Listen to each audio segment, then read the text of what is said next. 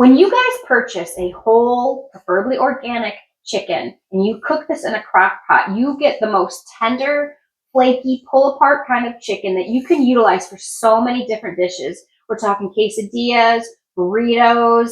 You could just eat the chicken by itself. You can put it in chicken salad. The possibilities are endless. Then you can utilize the whole entire chicken by using the bones after that you pull apart the chicken for chicken bone broth. You cannot get any healthier than that. So today's video is going to be sharing with you exactly how we cook a whole chicken in a crock pot and making bone broth as well. So let's get started. Oh, by the way, it's part of my recipe collection in my Seed to Plate book as well.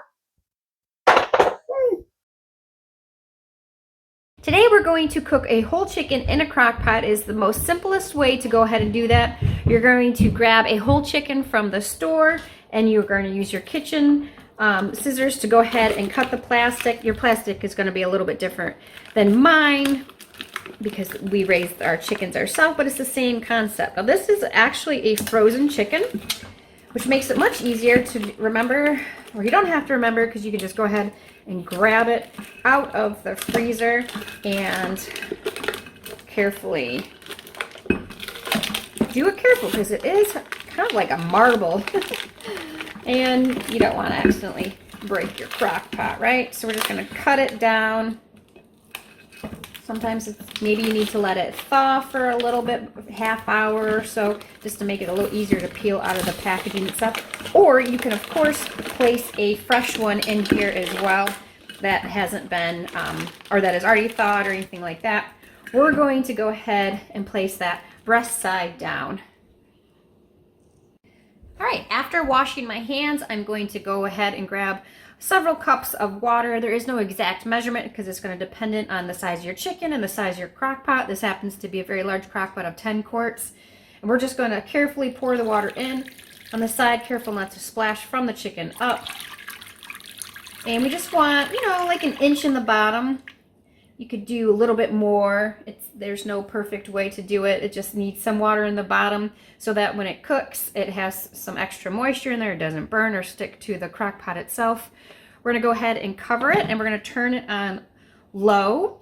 And this frozen chicken at about almost 5 pounds will take about anywhere from 6 to 8 hours. So we'll come back and check on it. We're just going to leave it. If it's already thawed, it may only take 3 hours. And what you'll be able to see is that some of the skin and part will start to be splitting apart, and you'll be able to tell that that's done. But we'll come back and check on it. So turn it on low, plug it in, turn it on low, and put the lid on. Those couple inches of water in there, and we'll be cooking a whole chicken today. All right, our chicken has been cooked. As you can see through the steam, it is nice and hot. It has definitely been cooked through. It has broken apart, which will make it more difficult for me to get it out of here onto my plate to go ahead and pick apart. But that's how I definitely know it's done. It probably is a little overdone, so you might not need to cook it all the way through, but it still will be great meat nonetheless. Okay, this is the time where you may need some supervision or an adult be able to help you get the chicken out of the crock pot. I'm going to use a couple of these utensils to kind of help grab it. And then we're going to go ahead and put it on our big platter here. You can use a platter or a plate. I mean, this is definitely tender and falling off the bone, which will be great for the first night's dinner. I'm dipping it in any of our homemade barbecue or a ranch that we've made in previous modules. So we're going to get it all out right now, and we're going to let it cool down because that is really hot. I do not want to touch that. And then we'll come back and pick it apart.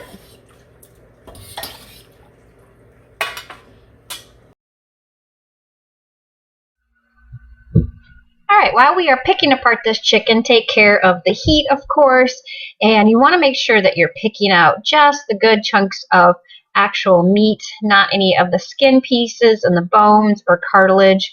There are some really small bones in certain areas, so once you do this a couple times, you'll really understand like what's the meat and what's the part that you don't want. Of course, there's dark meat that are on the legs that you're going to pull off. There's the chicken breast that is all white meat. There's a wishbone, so there's bones. So you're going to take the bones and the skin and go ahead and just make a pile to the side, and then in a container you're going to put all the meat that you're going to go ahead and eat. Now, I totally understand if you're grossed out and you can't believe I'm asking you to do this, but I am, because the cooking club is about stretching what you know and are comfortable with in the kitchen. And cooking a whole chicken is just such a great way to use so many parts of the chicken. There's no waste. Then you're going to make the chicken bone broth afterwards. So it's a really nice way to use up everything. So keep picking the chicken apart. You're doing a great job.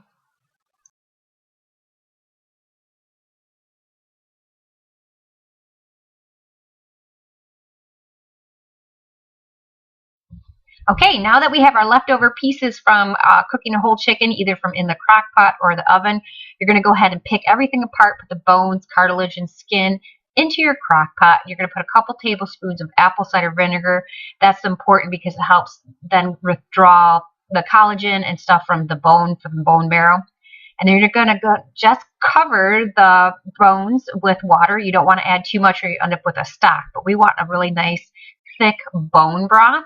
You're going to put it on low overnight, unplug it, make it cool down for probably a couple hours, or use hot pads to pick up that very heavy crock pot, and you're going to put it in a strainer to catch all the bones, and you're going to discard the bones and throw those out.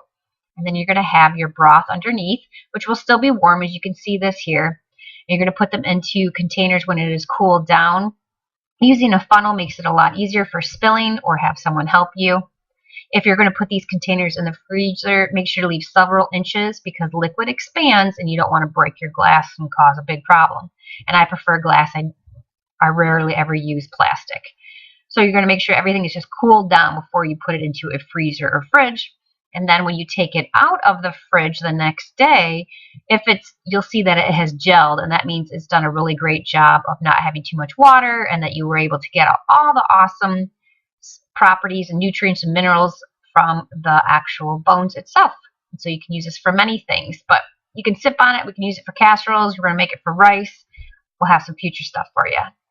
But that's bone broth. It's golden.